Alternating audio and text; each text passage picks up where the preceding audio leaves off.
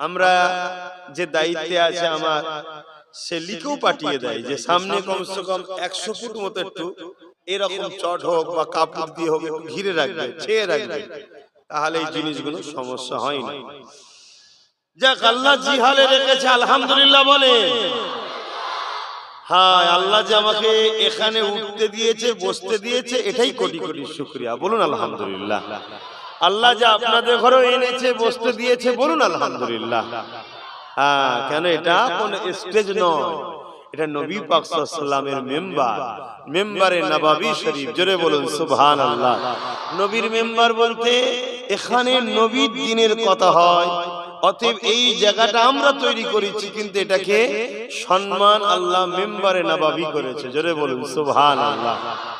এখানে আমার দেশের প্রধানমন্ত্রীও কথা বলার অধিকার নাই, আমার রাজ্যের সিএম এরও এখানে কথা বলার অধিকার নাই। হ্যাঁ, তারা সম্মানীয় লোক, অস্বীকার করছি না, তাদেরকে আমি ছোট করছি না, বুঝাতে চাইছি এখানে কথা বলবে কে? আপনার গ্রামে যদি চাষির বেটা আলেম হয়, লেবারের বেটা যদি আলেম হয়, আলেম যদি হয়, সেখানে দাঁড়িয়ে কথা বলবে, জোরে বলুন সুবহানাল্লাহ। এখানে কথা বলার একমাত্র অধিকার, সে কত বড় ভিআইপি, কত বড় শিক্ষিত, কত বড় পোস্টের, কত বড় ডাক্তার, কত বড় জজ, ওটা মাইনে রাখে না, ওটা গুরুত্ব দেয় না। এখানে কথা বলতে গেলে আল উলামা ওয়ারাসাতুল আম্বিয়া, নবীর ওয়ারিস আলেমে হাক্কানি আলেম হতে লাগে, জোরে বলুন সুবহানাল্লাহ। যারা আল্লাহর পক্ষে, নবীর পক্ষে মুখ খুলে কথা বলে, তাদের জন্য এই জায়গাটা, জোরে বলুন সুবহানাল্লাহ। তো যাক, আমার মতো অধম গুনাহগারকে আল্লাহ এই জায়গায় তুলিয়েছেন, দুটো কথা বলার সুযোগ দিয়েছেন, এতে আমি তো শুকরিয়া আদায় করি। আর আপনারা কি শুকরিয়া আদায় করবেন না? কেননা আপনারা যে জায়গায় বসেছেন, বসার দরুন আল্লাহ আপনাদের ছোট ছোট গুনাহগুলো মাফ করে দিয়েছেন, জোরে বলুন সুবহানাল্লাহ। আরো জোরে বলুন সুবহানাল্লাহ। কেউ যদি 1 ঘন্টা দিন ইসলাম শিখার জন্য এসে বসে, আল্লাহ তার আমলনামায় 40 বছরের নফল ইবাদতের নেকি সওয়াব লিখে দেয়, জোরে বলুন সুবহানাল্লাহ। এত ফজিলত কিসের? এই ফজিলতের পিছনে কারণ হলো একটাই, এখানে আল্লাহ ও রাসূলের কথা হয়, অন্য কারো কথা না। আমরা যদি কোনো ওলিদের কথা বলি, ওলিরাও আল্লাহ ও রাসূলের গোলাম ছিল, তাই বলি। আমরা যদি কোনো বড় বড় মুহাক্কিক, পণ্ডিত, আলেম, উলামার কথা বলি, তারাও আল্লাহ ও রাসূলের সঙ্গে জুড়েছে, গোলামি করেছে, তাই আমরা তাদের কথা বলি। এখানের মূল লক্ষ্য হলো আল্লাহ ও রাসূলের জন্য এটা, জোরে বলুন সুবহানাল্লাহ। আরো জোরে বলা যাবে না সুবহানাল্লাহ? আল্লাহ এই গ্রামকে কবুল করেন, এই গ্রামের মানুষকে আল্লাহ বেহিসাব যেন পরকালে জান্নাত দেয়, বলুন আমিন। এই দোয়া চাওয়াতে কি পাপ হয়ে গেল? ফতোয়া দেবেন না তো আবার কেউ? হ্যাঁ, এই গ্রামের মানুষ বড় মহব্বতের মানুষ, বড় কষ্ট করে খাটাখাটনি করা মানুষ, বড় লেবাস শ্রেণীর মানুষ, কিন্তু এদের দিলে আল্লাহ, আল্লাহ রাসূল ও আল্লাহর ওলিদের মহব্বত আছে, জোরে বলুন সুবহানাল্লাহ। কেউ বলতে পারে মহব্বত নিয়ে কি কাজ হবে? সময় কম হয়ে গেছে, কেন 8 ঘন্টা এমনি খেয়ে নিয়েছে, নামাজের ব্যাপার আছে, আবার 4টে পর্যন্ত আলোচনা, 8 ঘন্টা তো বসে বসেই খেয়ে গেল, কি করব? তাই ডাইরেক্ট পয়েন্টে আসছি। কেউ যদি বলে মহব্বত নিয়ে কি হবে, খুব ভালো করে শোনো। মহব্বত হলো ঈমানের সাথে আমল, নামাজ, রোজা, দাড়ি, টুপি, হজ, যাকাত, এটা আমলের সাথে, জোরে বলুন সুবহানাল্লাহ। বুঝাবার জন্য বলছি, মহব্বত হলো, আদব হলো সামান আনার পাত্র, আর নামাজ, রোজা, দাড়ি, টুপি হলো ওই সামান জিনিসপত্র, জোরে বলুন সুবহানাল্লাহ। কি হবে যদি কেউ বলে এটা কেমন একটা কথা? কথা বই, আমলেরও দরকার, আদব ও মহব্বতেরও দরকার, তবে আগে আদব ও মহব্বত, তারপরে হলো আমল, জোরে বলুন সুবহানাল্লাহ। আমি বুঝাতে পারছি? খুব ভালো করে বুঝুন বাপ। কারণ বিশ্ব জুড়ে আমাদের দুশমন একজন। কজন? একজন, যার নাম জানেন তো সবাই? হ্যাঁ, জানেন না? ইবলিস, শয়তান। কে? বলবেন না? বলবেন না? কারণ ইবলিস যদি শুনে মন খারাপ করবে তাই বলতে চাইছেন না? আরে বলুন, ইবলিস শয়তান আমাদের দুশমন, আমাদের দুশমন। কেন দুশমন? বাপ আদমকে আল্লাহ সম্মানিত করেছে, ইবলিসকে বলেছিল তাজিমি সেজদা কর, ইবলিস করেনি। বাপ আদমকে সম্মান তাজিম না করার জন্য আল্লাহ তাকে কাফের বলে বার করে দিয়েছে, জাহান্নামী করে দিয়েছে, লানত করে দিয়েছে। কথা মিটে গেল। এই যে বাপের জন্য, আদমের জন্য ইবলিস তার শান শওকত মর্যাদা পজিশন সব হারিয়েছে। আমি সংক্ষিপ্ততায় মূল জায়গাটা বলছি। এই থেকে ইবলিসের বড় রাগ যে আদমকে শেষ করব পারেনি, আদমের স্ত্রীকে শেষ করব পারেনি, আমাদেরকে তাই চেষ্টা করছে আদমের ছেলেগুলোকে শেষ করে জাহান্নামে নিয়ে যাব। সারাংশটা বুঝতে পেরেছেন? এই হলো রাগ। তা ইবলিস তো একা কত জায়গায় আজ যে কজনের পিছনে লাগবে বলেন না। ইবলিস টিম তৈরি করেছে। ইবলিসের টিম দুই ধরনের। ইবলিসের টিম দুই ধরনের। এক ধরনের হলো যারা প্রকাশ্য, যাদেরকে আমরা চিনি, এই ছেলে যারা প্রকাশ্য আমরা চিনি, যারা আমাদের খোদা হওয়ার স্বপ্ন দেখে। যারা কি হওয়ার স্বপ্ন দেখে? খোদা। মানুষ ক্ষমতার জোরে খোদা হতে চায়। যেমন ফেরাউন ছিল, নমরুদ ছিল, সাদ্দাত ছিল, আবু জেহেল ছিল, উতবা ছিল, সাইবা ছিল, এজিদ ছিল, হতভাগা আকবর ছিল। আজকে এরকম আছে না? নাই। ক্ষমতার জোরে মানুষের খোদা হতে চাইছে। মানুষকে আমি যা বলবো তাই মানুষ শুনবে, আল্লাহ যা বলবে তা না, আমি যা বলবো। কথা মাথায় ঢুকছে না ঢোকে না? এরকম একদল লোক আছে যারা ইবলিসের এক হাত হয়ে কাজ করছে। কথা মাথায় ঢুকেছে? এরা ক্ষমতা জোরে মানুষকে সুদখোর বানাচ্ছে, ক্ষমতা জোরে মানুষকে যাত্রা, ফাংশন, গান, জিনা, ব্যভিচারী, আল্লাহর বিরুদ্ধে রাখার জন্য ফাংশন, যাত্রা, মেলার মতো, জুয়ার মতো জিনিস দিয়ে আমাদেরকে গরিব বানিয়ে, অভাবী বানিয়ে, ভিক্ষা দিয়ে আল্লাহ থেকে সরাবার প্ল্যান করছে। এই এক শ্রেণী আছে। এরপরও এই প্রকাশ্য দুশ্মন গুলো আমাদের কাছে হেরে যাচ্ছে। কেন? এক শ্রেণীর মুসলমান এমন আছে, এদেরকে এরা কিনতেও পাচ্ছে না আর জব্দ করতেও পাচ্ছে না। বললেন না আল্লাহু আকবার? আরো জোরে বললেন না আল্লাহু আকবার? আর তাদের সংখ্যাটা খুব কমই, তারপরও এরা কিন্তু তাদের সঙ্গে লড়াইতেও পাচ্ছে না। যাদেরকে কিনতে পারছে না, যাদের সঙ্গে লড়াই পারছে না, তাদের কি অস্ত্র অনেক রয়েছে? না নাই। তারা কি বড় বড় ক্ষমতায় বসে আছে? না নাই। তারা কি বড় বড় পদ নিয়ে বসে আছে? তাও নাই। তারা তো আল্লাহর পাগল, নবীর পাগল, তারা তো ওলি আল্লাহ, তারা তো আলেমে হাক্কানি, তারা তো রাসূলুল্লাহর গোলাম নিজেদেরকে বানিয়ে রেখেছে। তাহলে তাদের সঙ্গে পারে না কেন?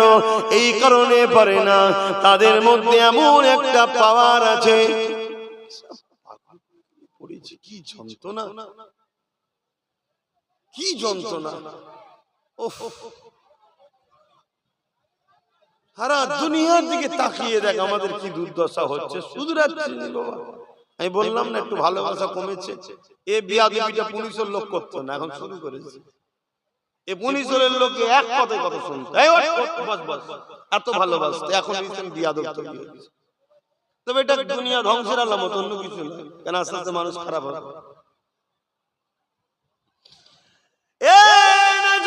তরুণেরা তারা দেখে নিয়েছে এদের কাছে কিছু না থাকার পর এদেরকে মিটানো যায় না।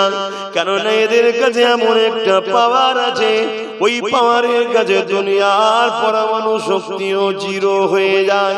ওই পাওয়ারের কাছে পৃথিবীর বড় বড় সম্রাটরাও জিরো হয়ে যায়। ওই পাওয়ারের কাছে সমস্ত ক্ষমতা জিরো হয়ে যায়। ওই পাওয়ারটার নাম হলো নবী পাকের প্রেম ও আদব, যাকে বলা হয় ঈমান। আরো জোরে বলুন সুবহান।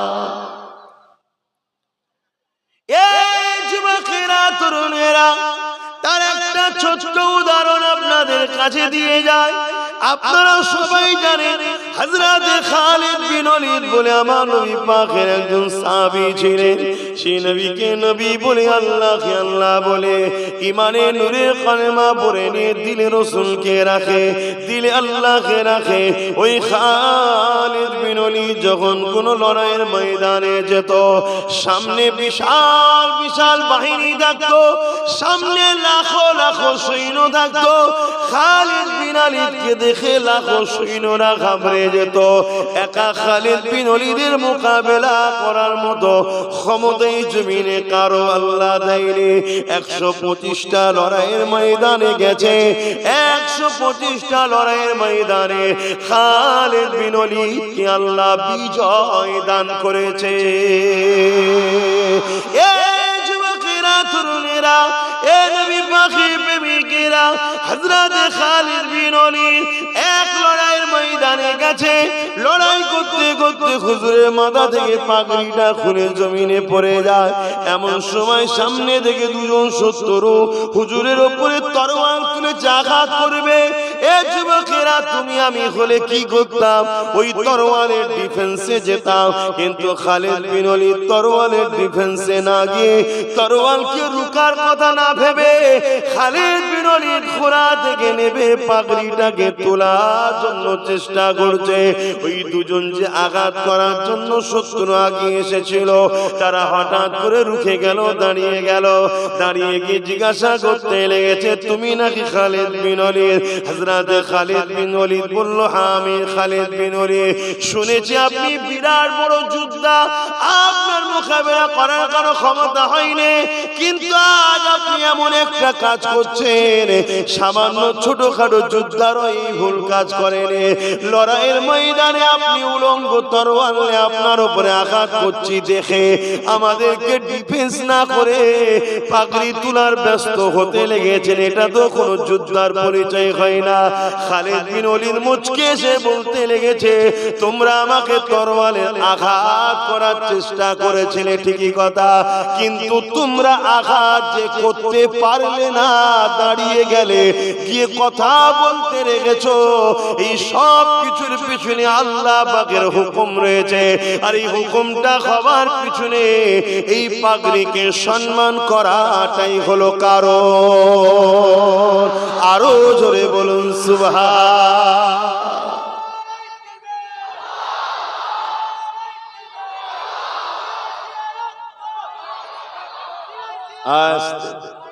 এখানে আমার স্লোগান দিতে হবে না, ও বাইরে ঠিক আছে। এখানে আল্লাহর হবে, হুজুরের হবে, দ্বীন ইসলামের হবে, কথা বুঝে আসছে। এবং জিনার ওসিলায় পূর্ব ভারতের মানুষ ইসলাম পেয়েছেন, দাদা হুজুরটাকে একটু দিতে হবে, না হয় একটু কেমন কেমন লাগে না? নেমো খারামি একটা প্রবাদ বাক্য আছে, সেই ধরনের হবে ভাই। তার ওসিলায় পেলাম কি ঠিক বলছো না, বাকি আমার দিতে হবে না। বা আমি গোলাম হিসাবে গোলামি করছি, আল্লাহ কবুল করুক, জীবন ধন্য হয়ে যাবে। যদি কবুল না করে তো সব কিচ্ছু করার নেই। যুবকেরা, তরুণেরা, এই কথাটা আপনাকে কি বোঝাতে চাইছি? আমার নবীর সঙ্গে নিসবতকে জুড়ুন, আমার নবীকে প্যার করুন, আমার নবীকে মহব্বত করুন।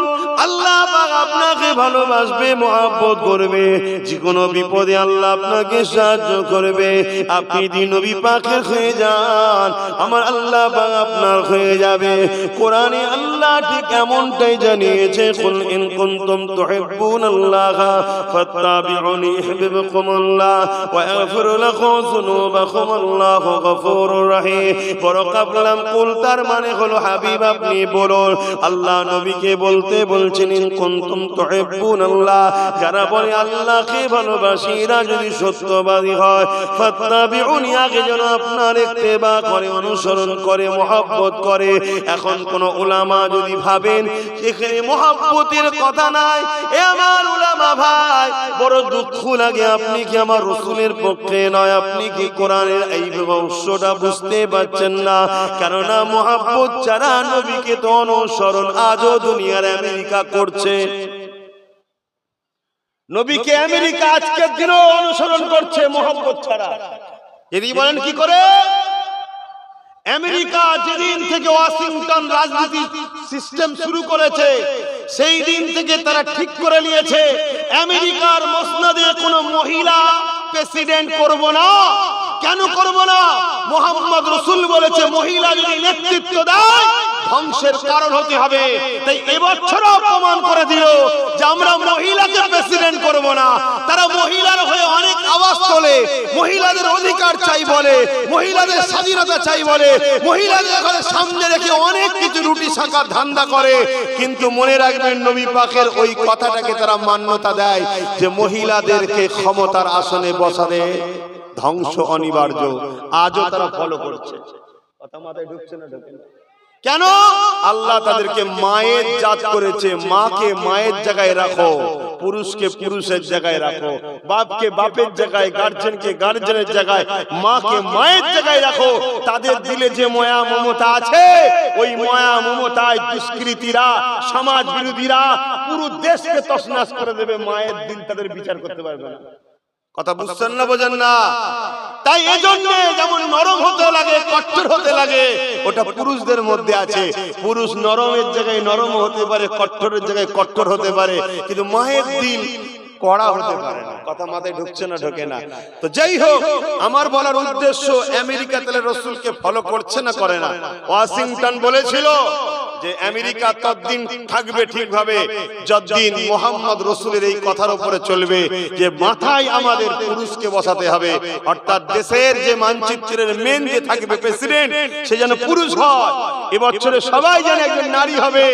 আমরা জানতাম যদি নারী হয় তাহলে আমেরিকা ধ্বংস হবে, ভালোই হবে।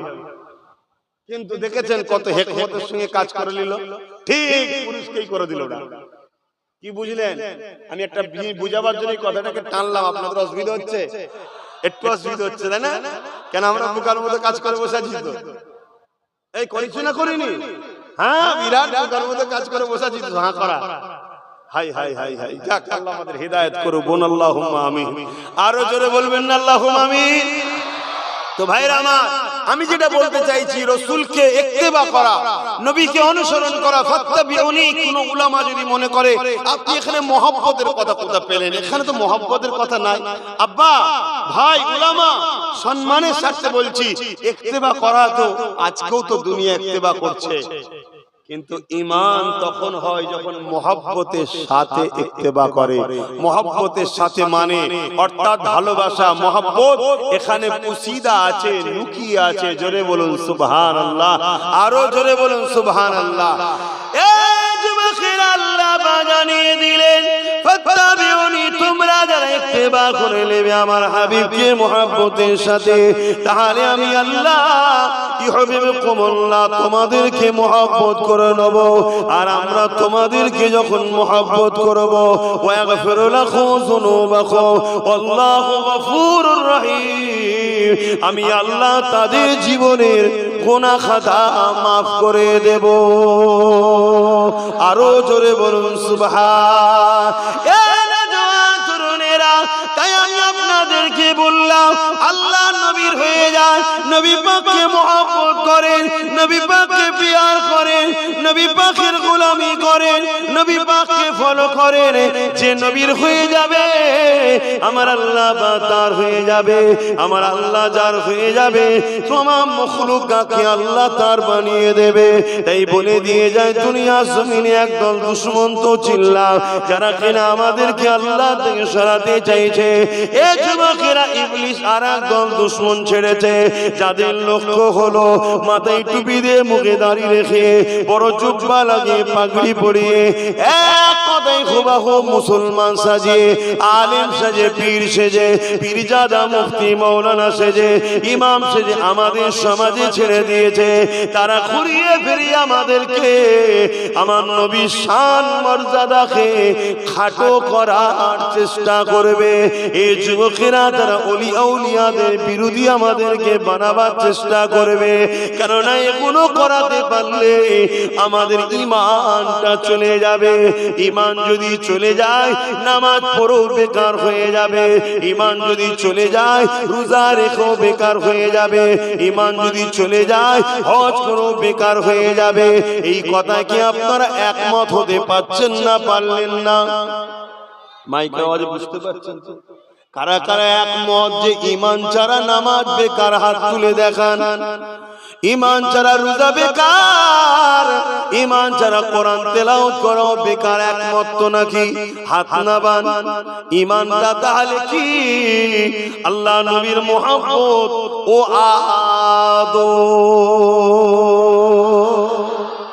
দুটো দুশ্মন বুঝতে পারলাম। একটা দুশ্মন আমাদেরকে গায়ের জোর দিয়ে হোক, গান বাজনা লোভ লালসা ভিক্ষা দিয়ে হোক আমাদেরকে আল্লাহ রাসূল থেকে সরাচ্ছে।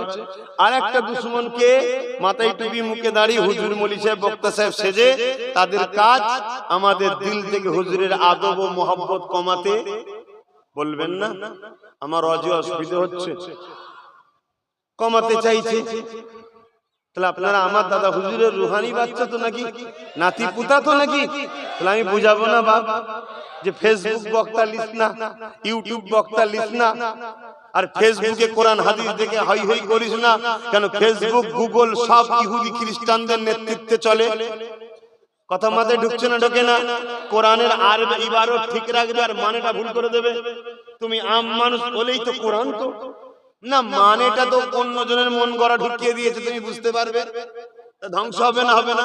তা তুমি যদি আমার বাপের ছেলে হও অর্থাৎ দাদা হুজুরের রুহানি বাচ্চা হও, আমি কি আপনার ঈমান বাঁচাবার জন্য কথা বলবো না? বলবো না। কেন আমি এতটুকু জানি, একটা লোক যদি পৃথিবী পরিমাণও গুনাহ নিয়ে কবরে যায়, তার মধ্যে যদি ঈমান থাকে, ও একদিন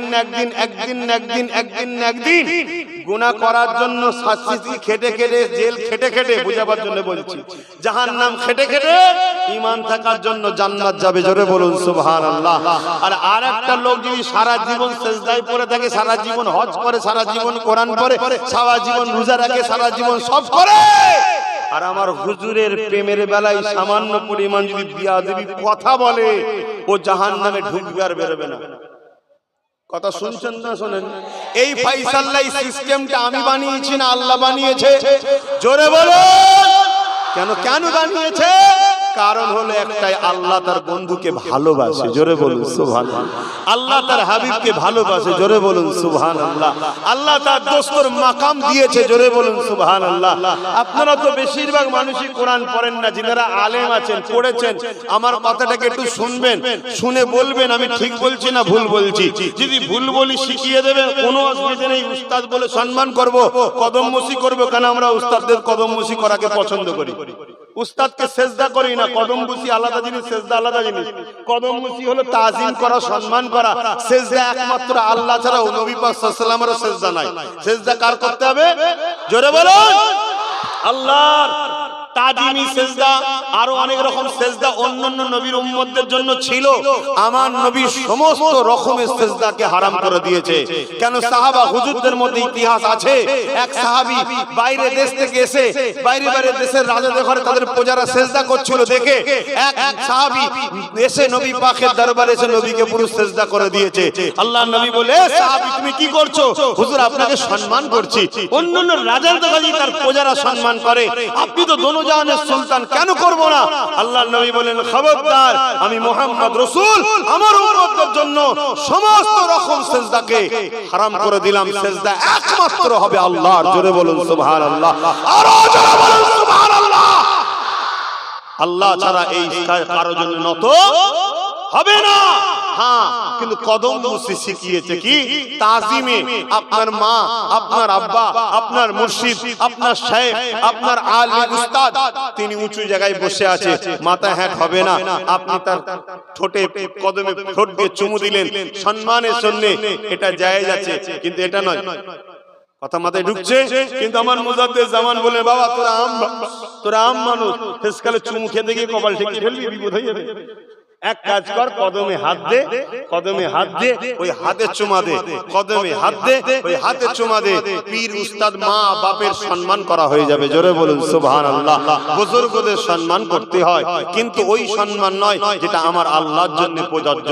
আল্লাহ ছাড়া দ্বিতীয় কারো হবে না। তো যাক, আমি যেটা বলতে যাচ্ছিলাম সেটা হচ্ছে কি, যারা উলামা হযরতরা আছেন তিনারা একটু খেয়াল করে শুনবেন, আর আপনারাও শুনে রাখুন। হয়তো আপনারা গভীরে ঢুকতে পারবেন না, কিন্তু জেনে রাখা দরকার। আব্বাস সিদ্দিকী আজকে কি বলছে শুনুন। কেন বিশ্ব জুড়ে আমাদেরকে হাজারো বার চেষ্টা করেছে মেরে দিবার, হাজারো বার চেষ্টা করেছে মিটিয়ে দিবার। আপনি নিশ্চয়ই জানেন চেঙ্গিস খান বলে এক জালিম ছিল, সে বড় চেষ্টা করেছিল, সে মিটে গেছে। আমরা 250 কোটি এখনো আছি। জোরে বলুন সুবহান।